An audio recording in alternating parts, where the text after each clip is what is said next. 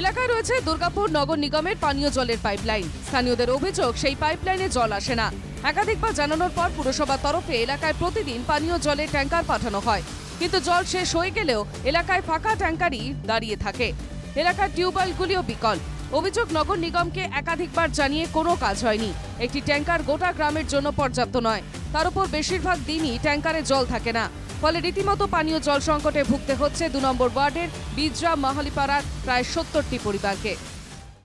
জল পাই না ঠিকঠাক, আমাদের জলের খুবই কষ্ট। আমরা জলের জন্য ছোটাছুটি করি, তারপরে তোমার ট্যাঙ্কিতে আসে, কোনোদিন পায় কোনোদিন পায় না, কোনো ঠিক নাই। পুকুরে জল নাই, আমাদের জলের খুবই কষ্ট। এই ছেলে রাখা মুশকিল আমাদের। আমাদের মরণে চাই, আমরা আমাদের মরণই চাই। কেন না জল যদি না পাওয়া যায়, এই বাচ্চাগুলোকে কি করে থাকা যায় বলো? নিয়ে কাজ করে আসবো, আর বাচ্চাগুলো যদি মরে থাকে জলের ভেতরে, আমরা কি করে বাঁচি বলো? নগর নিগম কর্তৃপক্ষের দাবি, এলাকায় প্রতিদিনই একটি করে জলের ট্যাঙ্কার পাঠানো হয়।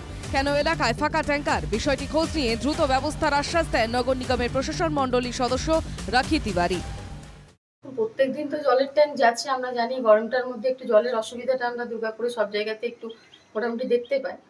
তো কেন যায়নি আমি একবার কথা বলছি।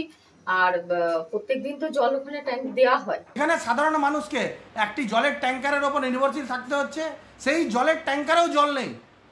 তাহলে কি আমরা এটা ভেবে নেব যে দুর্গাপুর মিউনিসিপ্যাল কর্পোরেশন সম্পূর্ণভাবে ফেলিয়ার হয়ে গেছে? রাজ্য জুড়ে নগর নিগমের জন্য পাল্লা দিয়ে বাড়ছে জল সংকট। কোথাও পানীয় জল তো কোথাও নিত্য ব্যবহারের জল। বিরোধীদের অভিযোগ, বিভিন্ন এলাকায় জল সংকট দূর করতে ব্যর্থ প্রশাসন। প্রশাসনের ভূমিকা নিয়ে প্রশ্ন তুলতে শুরু করেছে সাধারণ মানুষও। দুর্গাপুর থেকে সাধন রুচের রিপোর্ট, NKTV বাংলা।